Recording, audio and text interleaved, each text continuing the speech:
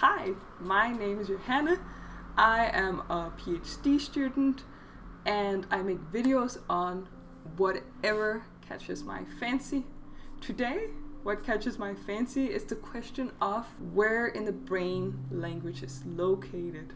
So today's video will be about basic neurolinguistics and we'll try and somewhat answer this question. The reason why I put air quotes is that it's a very complex question. So like from a scientific standpoint, we won't actually be answering it properly. But if this is something you're curious about, in this video you will learn some things and hopefully you will become so curious that you will go and learn more complex things. It should be mentioned that when I say I'm a PhD student, you could assume that I'm an expert in this field. I am not.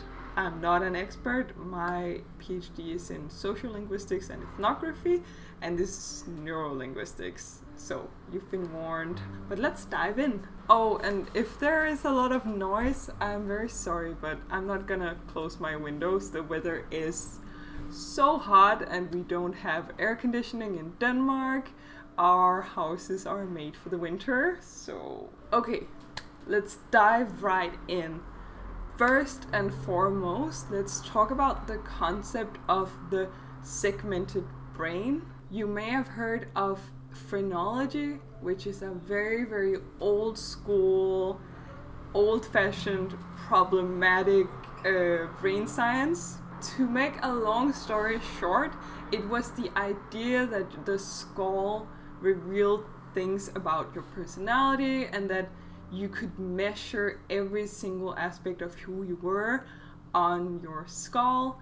It was also a very racist theory. It was deeply rooted in the idea that white people were better than other people, so phrenology should never be taken seriously. The reason why I mention phrenology is because this is an early idea of the segmented brain. The idea that every part of your brain has different segments that do different things.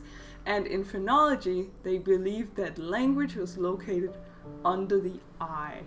We, of course, know that this is not true today. I also think it should be mentioned that whenever we talk about the brain being segmented, we are being reductive. Now, as mentioned, I'm not a neuroscientist. I think the brain is super interesting, but I'm not an expert, so I'm not going to say too much about that. But I just want to make sure that you know we're having fun with knowledge, but we're also being super reductive today to make it simpler to understand, okay? So this is a sort of, I want to say childish, but the people doing science back then were of course not children. But the very simple idea of the segmented brain believed that language was under the eye. Now today we know way more about language location. We know that it's not just one place. So to demonstrate some of the language knowledge we have today, I want to talk about Wernicke's and Broca's aphasia. First and foremost, of course, aphasia. If you are on this channel, you know what aphantasia is. That's not what we're talking about. Aphasia, okay? Aphasia is a genre of neurological damage that affects the language. So basically, some part of your brain has been damaged, and because of it, an aspect of your language is altered. So that's what we're talking about.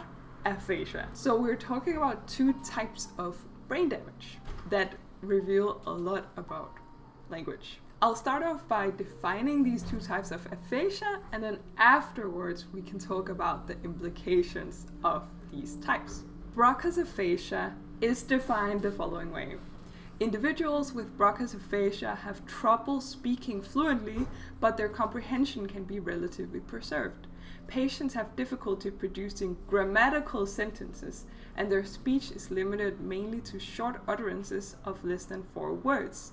Producing the right sounds or finding the right words is often a laborious process. Some persons have more difficulty using verbs than using nouns. So with Broca's aphasia, it is mainly the grammar that is affected. As mentioned, word comprehension is also affected, and using words is also affected, but it is mainly the grammar. This will be important later. Remember this, okay? We'll return to that. Let's have a look at a transcript of a patient with Broca's aphasia so we can see how it works. This person is trying to relay the plot of Cinderella. So they say a lot of words that clearly relay that this is the story of Cinderella. We have substantives, the floor, we have adjectives, poor, we have verbs, scrubbed. So we have basically all the major semantic categories represented. We have a lot of words that carry concrete meaning and actions. And we do have some words that carry grammatical significance, such as and. But here it doesn't really carry any grammatical weight. It works as a sort of continue, connecting the different verbs and substantives. Here we see it very clearly, the lack of grammar. So what happened in the end? Married. It is very clear when you look at this why we sort of reductively say that Broca's aphasia is the inability to use grammar. Wernicke's aphasia, on the other hand, is quite the opposite, which is very interesting. Again, we will return to this. So Wernicke's aphasia is the ability to grasp the meaning of spoken words and sentences is impaired, while the ease of producing connected speech is not very affected. Persons with Wernicke's aphasia can produce many words, and they often speak using grammatically correct sentences with normal rate and prosody. However, often what they say doesn't make a lot of sense, or they pepper their sentences with non-existent or irrelevant words. They may fail to realize that they are using the wrong words or using a non-existent word, or often they are not fully aware that what they say doesn't make sense.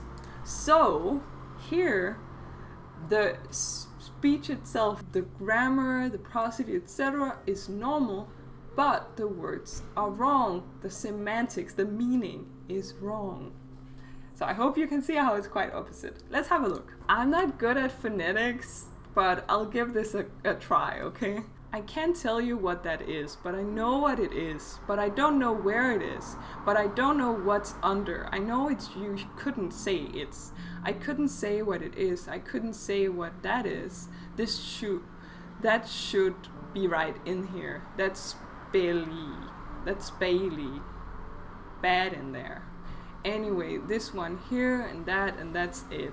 So in a way, here we see all the words that are lacking from the person with Broca's aphasia. They have a lot of abstract words, a lot of adverbs, a lot of pronouns, a lot of words that represent other words, but they lack the words themselves. They lack the meaning-bearing words. So if we are to be very, very reductive, we could say that with Broca's aphasia, you know the words with meaning, but you lack the grammar to convey them in a natural way.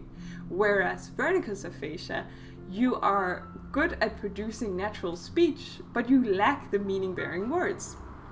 So, opposite. Knowing grammar versus knowing words. Now, to the point of all this. Why is this interesting? Broca's aphasia was discovered by a French surgeon called Paul Broca. And Wernicke's aphasia was discovered by a German neurologist called Karl Wernicke.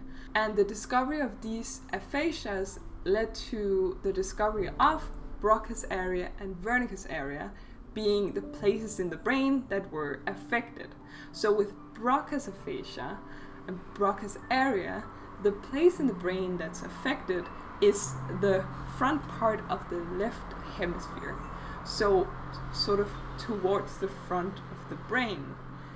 Whereas Wernicke's area is located in the rear part of the left hemisphere.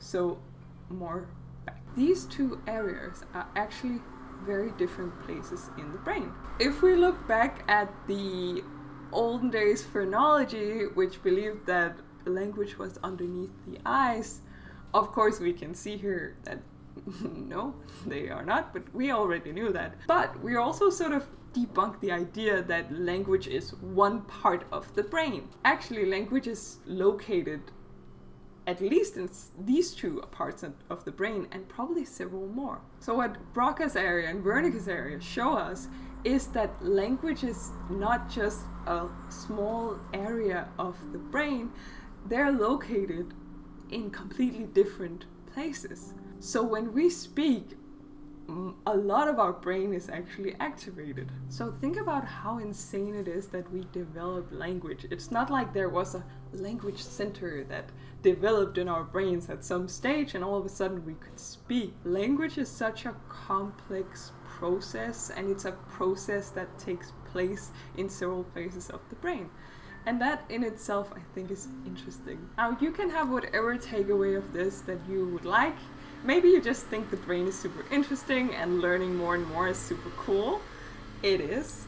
Or maybe the process itself is interesting. It's interesting how much speech can reveal about our brain, and also just how much of a mystery our brains still are.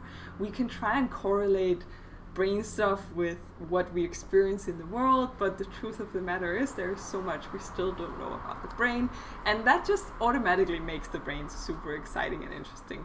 I don't know what your takeaway was, but I hope you thought it was interesting. I hope you learned something. I am planning on making more videos about neurolinguistics and about other types of linguistics. Until next time, I hope you have a wonderful time, and I hope you have a wonderful day today. Thank you so much for watching, and bye.